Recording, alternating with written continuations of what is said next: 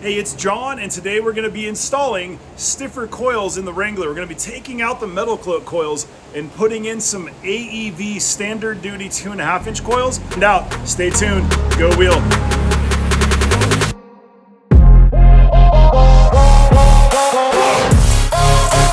So why am I doing this? It's pretty good driving the rig unloaded with no weight in it. It still has a lot of body roll and some wandering that feels, not really wandering, but it feels like the body roll causes some issues on the freeway. When it's loaded down and we load up the roof rack, when the roof rack is really loaded down, this thing is sketchy as hell to drive. Unloading the roof rack, taking weight out of the rig, a lot better to drive. So I want to get rid of these Metalcloak coils. I think they're just way too soft. I think they're going to be incredibly long with the smaller diameter too, which will verify that they are really soft. I think they're great if you bring very little gear with you. If you're not loading up a roof rack, if you don't have a roof rack, if you're trailering, I think they'd be awesome. If, like I said, if you're keeping your rig kind of light. I don't bring a lot of stuff, but I sometimes do bring a lot of stuff. And so, yeah, I want to see how this works out. The AEV coils, I know for a fact from some measurements I already took that they have a larger diameter than the Rubicon Express coils that used to be on here, and they have a shorter free height. So that already tells me that they are stiffer than the Rubicon Express coils that used to be on here. My biggest concern is AEV calls them a 2.5 inch coil. Rubicon Express called theirs a 1.5 inch, 2.5 inch, 1.5 inch for a Rubicon and a 2.5 inch for a Sport. So I don't know if AEV is measuring their coils off a Sport model or a Rubicon. So we might lose an inch of lift today, which will be really interesting to see if that does happen, which means I might have to adjust the control arms and the track bar to get, if it doesn't stay right at 2.5, or where, like I said, it might be at 3.5. If it doesn't stay where it's at, basically, I'm gonna have to readjust caster, readjust the drag link. The track bars might be really close. They might be close enough. If they're within a 1/4 inch, I'm probably not gonna mess with the track bars. But if it's more than a 1/4 inch of wheelbase off side to side or side to side, axle shifting side to side too far, then I might mess with the track bars too. So it's a lot more than just coils and shocks that I'll be swapping out, which is, you know, kind of a bummer, but whatever. What are you gonna do? More work, but I'm sure it's worth it. I'm just writing down measurements from the ground to the top, the bottom lip of the fender, just so I know roughly how much lift I've gained or not gained or lost when I do this coil swap. Front 43 passenger front to fender. So you can see that the passenger side's leaning a little bit, probably from the gas tank being full. There is a 1 inch spacer on that side too from the Metalcloak coils. Also got a little bit of a tilt on the passenger side, measuring that the coil itself. And then same thing with the rears, where we're like 1/2 inch more sag on the passenger.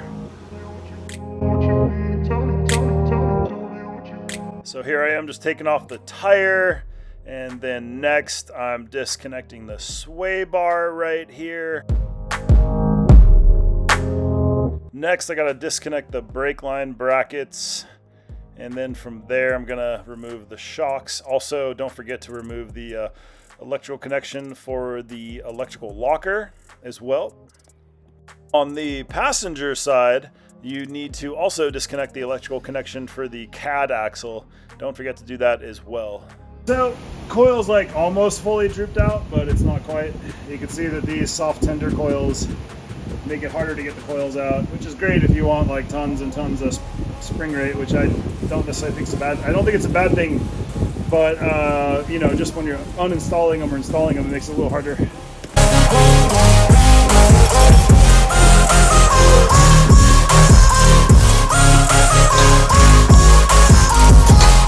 All right, so these are 19.25 long. These are 22.5 long. So these are 3 inches longer. So the AEV kit, I just ordered the coils and shocks, but when I look at their kit, they actually come with coil spring shims. So I think, oh man, I just realized that this upper coil, shoot, look at that. So the upper coil is way different on the Metalcloak than the AEV, so I'm gonna have to do something. Okay, never mind. So here, I believe I'm removing the old Metalcloak coil isolators because the Metalcloak coils have a different top isolator setup than the stock coils. The AEV coils are more like stock, so I put like a stock isolator back in and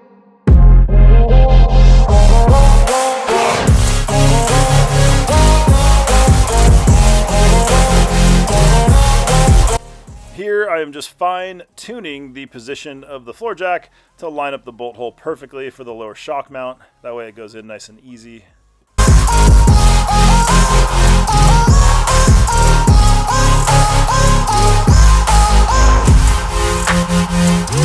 So on the passenger side, I duct taped the half-inch spacer that I had lying around from TerraFlex on, and hopefully that'll hold. That's really the major difference between the passenger side and the driver's side. Like I said, the AEV kit comes with some trim packers. It'll be a little bit higher, but you know what? Even with the spacers on the Metalcloak side, on the passenger side, it still sagged. Like more than the passenger side with that extra lift was still lower when I measured today than the driver's side. We're moving on to the rear now.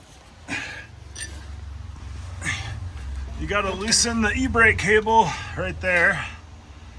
Right there. And then I just took a 13mm wrench and cut a notch in it, and I was able to fit it over this guy, which makes life easier. Just take a locking pliers, pop this guy off, and then I just use a flat blade screwdriver on this little chinga to get him off. Now I'm gonna jack up the rear, disconnect the sway bar and the shocks. Hopefully the axle will drop enough to get the coils out, and it shouldn't be that bad. All right, here I am just jacking up the rear axle so I can lift up the rear, so I can put the rear frame rails on jack stands to take the weight of the vehicle off the suspension, and therefore I can let the suspension droop out and then remove coils, shocks, sway bar end links, brake lines, e-brake line, and any electrical connections for like the e-locker as well. All right, after removing the tire, I can easily access the upper sway bar link and just remove that bolt real quick. I'm running a 1/2-inch bolt in there on some old Rubicon Express end links. I just ordered some Synergy rear end links today that are adjustable to replace those. All right, so here I am removing the lower shock bolts, and that way I can finish drooping things out and remove the shocks easily. The lower bolt on the shock adapter got hit by rocks and I had to file it down to get a socket on it. All right, so the free length on the Metalcloak is about 19.5. The free length on the AEV is about 16. And then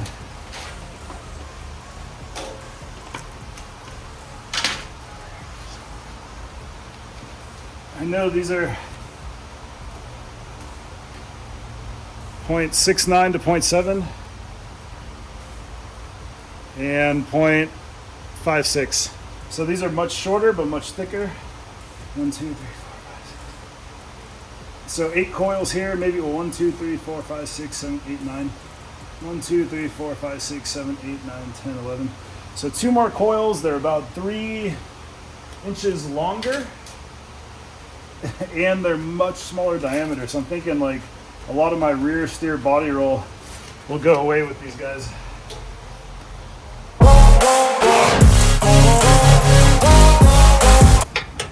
After removing the rear shock, then I go into adding the 1/2-inch coil spacer from TerraFlex that I had lying around on the passenger side. They have you kind of fish a bolt through with a big old washer with a notch in it, and it's kind of a bugger to get in there, hold it in place, get the isolator up there, or the spacer for the isolator, but you need to add a 1/2-inch spacer to the passenger side. That way you can account for the lean on the passenger side with the full gas tank. Every set of coils I've had lean to the passenger side. I know Metalcloak makes a specific isolator. I think AEV also comes with one with their kit, but because I bought their coils and shocks only, I had to use something I had lying around, which luckily I have 1/2-inch and 3/4-inch coil spacers lying around, and the 10mm trim packers as well, just in case I have to fine tune ride height side to side, and those things do come in handy. I do highly recommend, if you're going to own a JL, to keep some 1/2-inch, some 10mm, and some 3/4-inch spacers just in the garage in case you end up fine-tuning ride height down the road due to coil sagging on passenger side. I know these and the JKs are notorious for passenger side lean.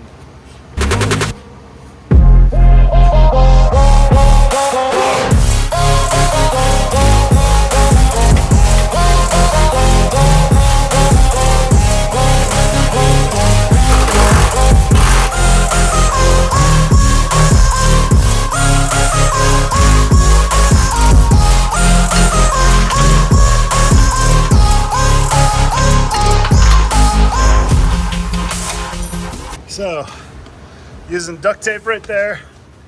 Using duct tape and the 1/2 inch spacer right there. Kind of a pain in the butt. Those spacers are duct taped together. That top one's bolted in. See if this works.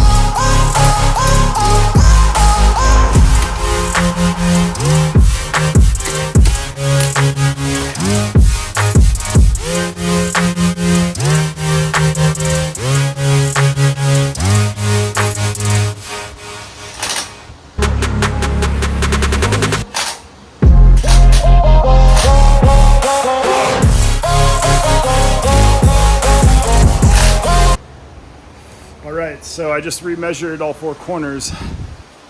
We lost a little bit of height in some places, not much. The front is basically this, I don't know, lost 1/2 inch on one side, lost 1/4 on the other. The rear, we lost 3/4 on that side, driver rear, but the passenger side seems to be about level. So kind of weird, but I think, you know, the fact that the front coils were 2 to 3 inches shorter than the Metalcloaks and gave us almost the same lift, and that the rears were 3 inches shorter than the Metalcloaks and gave us almost the same lift, a little less. It's going to stiffen up the ride a lot, which is what I want. And I'm curious on these shocks because these Bilstien 5100s that they sell over at the Bilstien 5100s that they sell at AEV are supposedly custom valved for them, and they're custom valved for these coils, and they're also digressive valves, so they're stiffer at the top of the travel, I guess, and then they get softer. Whereas I think the Fox shocks were progressive, which means they get stiffer as you go down. So I'm kind of curious to see how this thing does now. I still need to tighten everything, tighten the lug nuts. Does seem like it's sitting lower. I got to figure out the coil bowing. It's got too much caster, so I need to pop off the lowers again, even though I just did caster and just did a video on caster not very long ago. Got to do it all over again. But I'm hopeful that with maybe the shocks that are a little stiffer up top and the coils, that it should be much stiffer. I'm hoping it just rides better on the freeway. I don't really care about off-road. I've never cared about stiff or soft coils off-road. I know some people do. I'm sure, like, you know, this is mostly a daily driver, and we drive it to the trails sometimes with a lot of gear on the roof, and we've just had excessive rear body roll for a long time now. I might have to adjust the rear track bar too, because it looked like the passenger rear coil might be hitting the frame. I gotta look now that things have settled. Maybe I'll drive it once and do that. I also probably need to center the steering wheel. Even though the front kind of measures the same, it seems like the steering wheel is cockeyed now, so I might have to do that. And then, yeah, retorque the lug nuts and retorque the front on everything and just kind of go from there. Don't forget to torque everything to factory specs. So I go around and label everything when I'm done. You never know if you're gonna remember every single thing. These shocks look exactly the same. I don't even see part numbers on them. There might be part numbers somewhere. Yeah, there's no part numbers on these. So yeah, label your stuff when you're done. If you sell it or if you reuse it again, you don't want to be guessing. Same thing for the shock extensions, rear. All right, so a review on the new coils and shocks. I mean, I like the coils and shocks so far. The JL on the freeway now just feels way safer to drive. It's way more stable. You know, I'm heading back home from a trip, and we went camping this weekend. Pretty easy trail, but I 2-wheel drive, but driving back, and I'm used to going down Highway 80 and having this thing in every freaking turn on 80 start to freaking body roll like crazy, and it starts to shoot the rig left to right. With all that body roll, we were getting some rear steer, and the rig just never felt that safe or stable at speeds with the old softer coils from the Metalcloak coils. These AEV coils, I love them. So that's huge for me. I'm super pumped on these. This is how I feel like it should have felt the first couple times I lifted it. Now, once again, I just like to call out that I prefer a stiffer coil for freeway driving. Some people are totally fine with a super soft coil because they like the way it handles off-road, and so, you know, it is way stiffer. Sorry, I just hit a gnarly pothole. It's way stiffer off-road, and you have to air down on some of the two-wheel drive dirt roads just to make your life comfortable, but that's, I don't know, I mean, that's pretty normal anyways. I mean, we've always aired down for comfort on even just easy trails, easy forest roads, just so you're not freaking beating yourself up. Wow, freeway's coming to a stop. I do have a loose shock bolt somewhere. I heard the front clunking around pretty good on the way out today. I pulled over and couldn't locate it, but I'm almost 100% positive it sounds like a shock bolt being loose. But hopefully I figure that out when I get home. So thanks for watching this week. I'd appreciate if you can subscribe and help me get to 1,000 subscribers. So please, if you can, like, subscribe, click notifications, leave a comment if you feel like it. The video for next week is going to be the first drive on these AEV coils on this trail right here with my buddy Terrence and Mike. Pretty fun trip, and the coils did awesome. Super easy, just two-wheel drive dirt roads to a really rad lake near Fordyce, California. See you guys next time. Stay tuned and go wheel.